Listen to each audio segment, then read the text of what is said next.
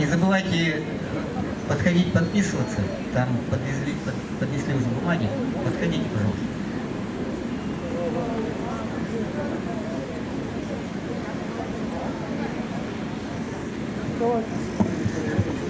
Я хочу поблагодарить всех, кто пришел на этот митинг.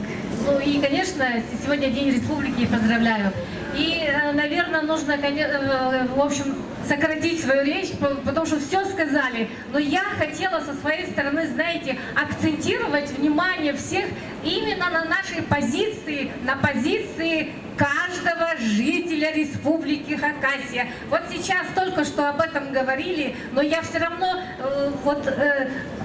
акцент на этом поставлю, потому что многие начинают действительно говорить, ну а нам это ничего не поможет, мы не сможем, да вообще нам это все равно, понимаете? Вот я отрывок из притчи не приведу.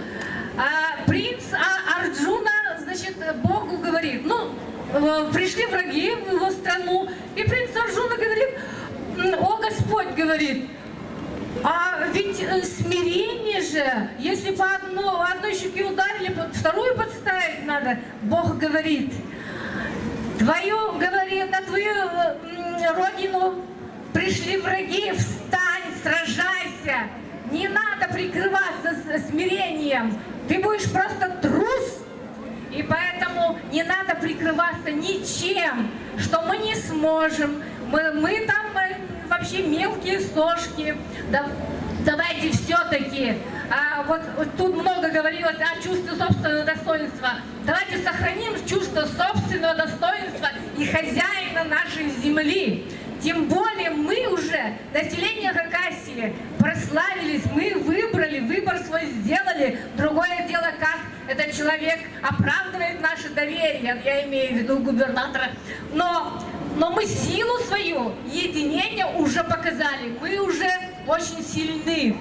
Тем более, понимаете, вот эти угольные разрезы, да, мы и так тут заложники Саяно-Шушенской ГЭС, и еще не хватало, чтобы мы землю свою отдали. Вот, поэтому, вы знаете, здесь еще хочу, ну я сейчас, знаете, еще что хочу сказать. Здесь очень много звучало, как бы, акцент на национальный вопрос. Это не национальный вопрос.